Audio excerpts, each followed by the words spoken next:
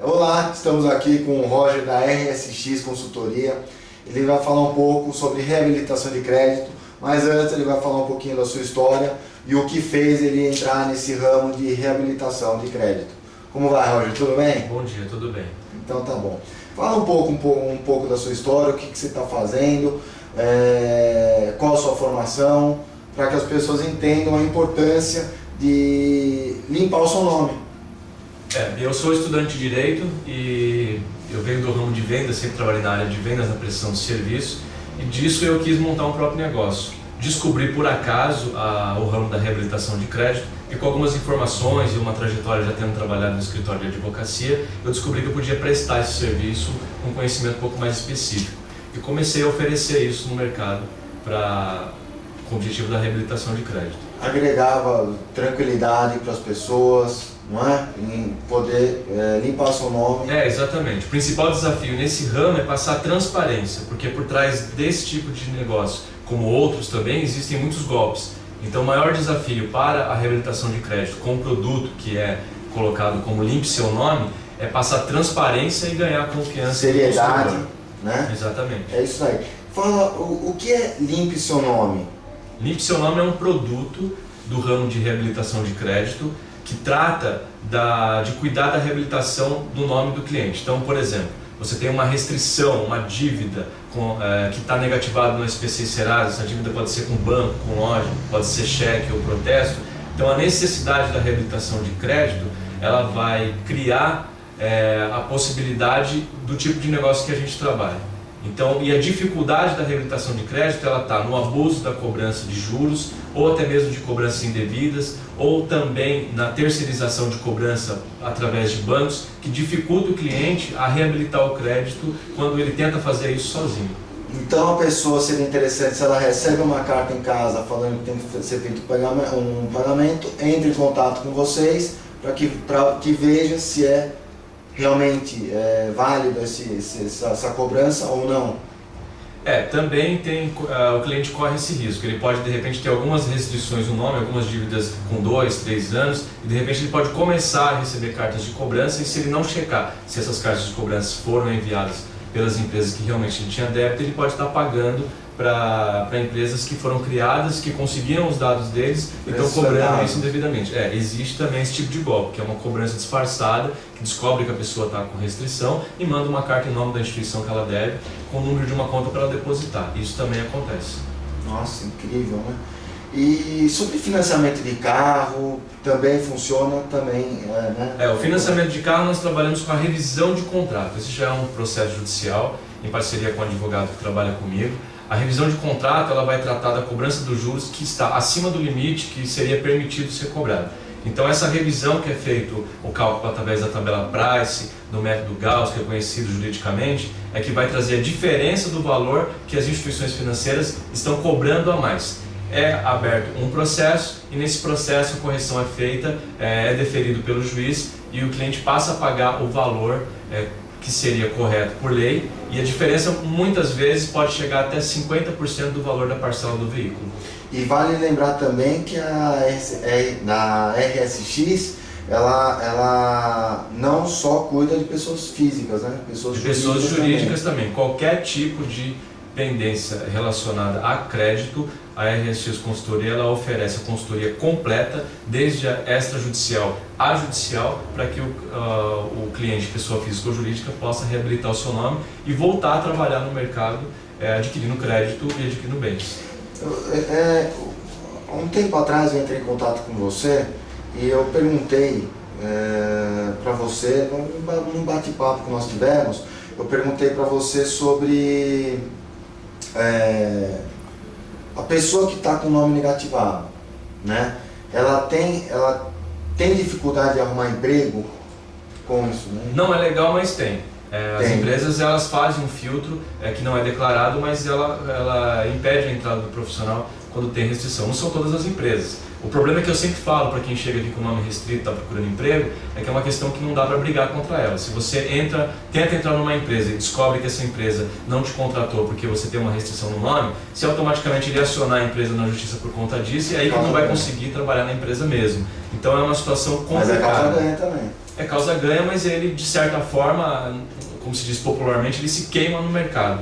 Então ele acaba não fazendo isso. E por conta disso, as empresas abusam desse tipo de pesquisa no nome do cliente para poder entender que ele não pode ser contratado, o que eu acho totalmente contraditório. Se a pessoa tem uma restrição no nome porque ela não pôde pagar uma dívida, ela precisa do emprego exatamente para poder pagar essa dívida. Se ela não começar a trabalhar, ela não vai poder pagar nunca. Eu acho até interessante a empresa se preocupar em ajudar o futuro colaborador em relação a isso daí, porque ele está ajudando ele a pagar as suas dívidas, né? O que incentiva a pessoa a trabalhar com melhor motivação dentro da empresa, não é? Sem dúvida nenhuma. Você abrindo a oportunidade, há empresas que contratam e estabelecem um prazo para o cliente poder reabilitar o seu nome.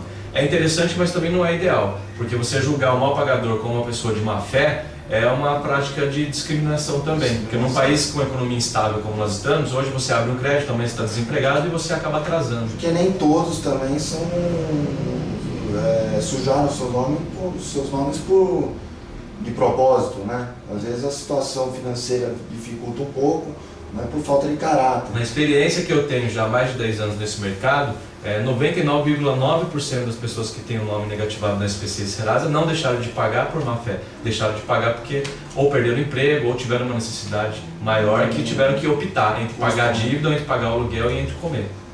É incrível, né? É isso daí. E me fala uma coisa, qual que é a diferença, explicar para o pessoal aqui, qual que é a diferença do SPC e Serasa? Quais são as vantagens e desvantagens de ter um e outro, né? No caso, o que é mais fácil sair, o que é mais fácil entrar? O SPC e Serasa, eles são os dois órgãos oficiais que divulgam a negativação do crédito de um cliente.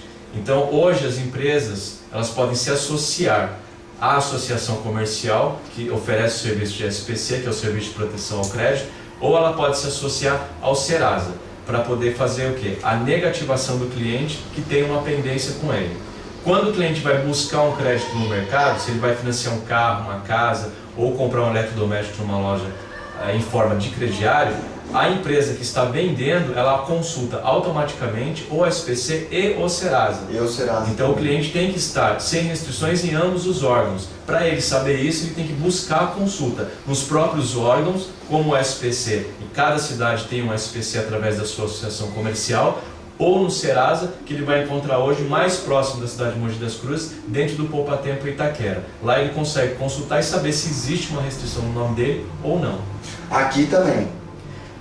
Através de prestadoras de serviço como a minha empresa, ele consegue também a consulta ao SPC Serasa. A consulta ao SPC Serasa que facilita, porque a pessoa vem aqui... Ele vai ter todas as informações, até para se proteger de golpe, porque tem muita gente que vem consultar o nome na dúvida e descobre de repente que o seu documento foi clonado ou que ele perdeu um documento em determinado momento e foi utilizado para determinada compra. Então a consulta periódica também é interessante para ele poder se proteger e saber se houve alguma movimentação no CPF dele que ele não ficou sabendo. Eu entendi, muito legal. E o golpe do limpe seu nome, existe algum tipo de golpe? Foi isso que você estava falando agora, não é? Existem vários tipos de golpe do limpe seu nome. Dá 2 exemplos. O principal é, através dos anúncios de rádio, que é muito comum, a empresa oferecer o serviço por telefone e mandar um motoboy na casa do cliente. Esse é o principal risco de golpe. Então, para a pessoa se proteger, primeiro, se ela não conhece a empresa, não aceita a visita de um simples motoboy para assinar um contrato e fazer um pagamento do serviço. Se ela não conhece. Se ela não conhece, então ela tem que ir até a empresa, procurar tirar o máximo de informações possível, do tempo, se ela tem reclamações no PROCON, se ela tem processos contra ela, e ler o contrato antes de assinar e fechar qualquer tipo de negócio. É importante salientar a importância de ler o contrato, né? De ler o contrato porque mesmo que exista alguma dificuldade em interpretar algumas cláusulas, a maioria dela está de forma clara. Não é difícil entender o que a empresa está propondo. E na dúvida não assine, peça uma cópia e leva ao seu advogado e peça para fazer uma revisão. E o ponto principal do golpe é a facilidade. Qualquer tipo de produto que você encontra muita facilidade, por trás dele tem um golpe. A pessoa que anuncia que vai limpar seu nome em 24 horas, que vai limpar seu nome em 5 dias úteis, sem antes saber o que você precisa fazer, sem antes saber o que você precisa pagar, é praticamente um golpe. Infelizmente muita gente cai em busca de facilidade, em busca de rapidez no resultado, acaba pagando e não tendo o serviço. E não tendo o serviço, né? Entendi. Agora me fala uma coisa, uma outra coisa que é de extrema importância. O nome da pessoa, caduca ou não caduca? Caduca. Isso é uma lei, consta também no artigo 43 do Código de Defesa do Consumidor, que em 5 anos não pode haver nenhuma informação desses últimos 5 anos sobre a negativação. Então você pode comparar, por exemplo, com um crime de homicídio que prescreve também. Então imagine com relação ao nome. Então muitas pessoas têm dúvida se o nome caduca ou não. Existem muitos boatos de que não vai caducar mais. Isso é uma mentira. O nome caduca sim. A restrição, a partir do dia em que ela entra no SPC, se ela entrou em janeiro de 2007, em janeiro de 2012, automaticamente no sistema do SPC e do Serasa, essa informação será apagada. A partir dali, se ela continuar, ela é uma infração legal de constrangimento contra a pessoa. Constrangimento à pessoa e também, por exemplo, e se ela está devendo no banco? A dívida ela não caduca, o que caduca é a restrição, a informação que negativa o nome dela. Se ela tem uma dívida em determinado banco, já passou 5 anos, não está mais no Serasa, ela continua devendo para esse banco. Ela deve procurar esse banco e renegociar o seu débito se ela quiser continuar trabalhando com essa instituição. Mas isso dificulta ela abrir uma conta em outro banco? Não exatamente, porque a base de informações é SPC e Serasa. Quando consultado o SPC e Serasa e ele dá nada consta, que significa que não tem nenhuma pendência nos últimos 5 anos, ele tem, de uma forma geral, seu crédito praticamente pré-aprovado.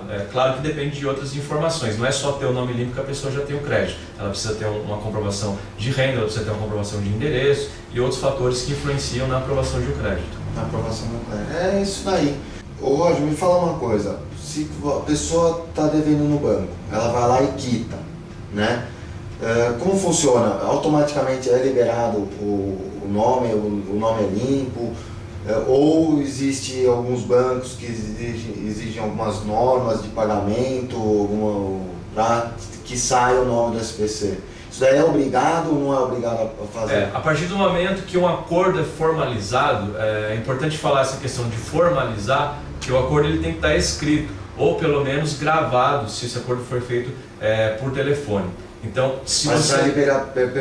para liberar a gravação do telefone, ele tem que entrar com ação judicial. Se for o caso, sim. Se for o caso de fazer um acordo por telefone, receber o boleto, pagar e não ter a restrição, isso é no caso de parcelamento. Tá? No caso de quitação, sem dúvida nenhuma que o nome tem que ser excluído. E o prazo que as instituições têm... Existe uma taxa para pagar? Não existe taxa nenhuma. Você pagou a sua dívida, a instituição, seja ela um banco ou uma loja, ela tem até 5 dias úteis para excluir o nome do cliente do sistema de negativação. Então se o banco falar que tem que pagar uma taxa, você fala, não vou pagar. Essa taxa não existe. Se houver essa informação é errada. É errada. Não existe taxa para limpar, não. Você paga apenas a sua dívida. Mesmo porque não tem sentido, né? Você pagou a tua dívida, não deve mais nada para ninguém. Não existe taxa. Não existe taxa. Nem mesmo a instituição que é associada ao SPC Serasa paga a taxa para desbloquear o nome do cliente. Então não existe isso. Não tem como cobrar isso de um cliente. O que é mais comum é a pessoa pagar e não ter um nome limpo. Esse é um problema que acontece com frequência em muitas empresas. Aí você tem direito a processar porque você está sofrendo um dano moral, um dano material. De repente você que toma dívida para em seguida financiar um imóvel ou entrar numa empresa e você perdeu aquilo, caracteriza um dano material. Então aí você pode acionar judicialmente essa empresa referente a não ter tirado o seu nome de lá, tendo a dívida já paga ou tendo um acordo formalizado com parcelas em dia. Ok. Para finalizar, o endereço aqui qual que é? Aqui nós estamos na Avenida Voluntário Fernando Pinheiro Franco, centro de Mogi das Cruzes, conhecido como Avenida dos Bancos, número 398, sala 17, prestando serviço de reabilitação de crédito e cobrança. Com seriedade? Com garantias, com tudo o que há de importante para o cliente poder pesquisar a empresa, conhecer a empresa através de seus documentos. Ele vai ter acesso a isso antes de até mesmo, só para finalizar aqui também, até mesmo uma pessoa que tem intenção em entrar em parceria com alguma outra pessoa física ou jurídica, é interessante, né? Levantar a capivara do seu futuro parceiro. Nós temos, por exemplo, pessoas que fazem locação de imóvel por conta própria, sem imobiliária, sem auxílio jurídico. Então, às vezes, eles vêm até aqui pedir uma consulta no nome da pessoa que está querendo alugar a casa dele para saber se existe uma restrição. É uma forma dele se proteger com algumas informações sobre a parte financeira do cliente. Entendi. É isso aí, o telefone? 2378-9002. É isso aí. Roger da RSX, consultoria e negócios, G3 na sua empresa.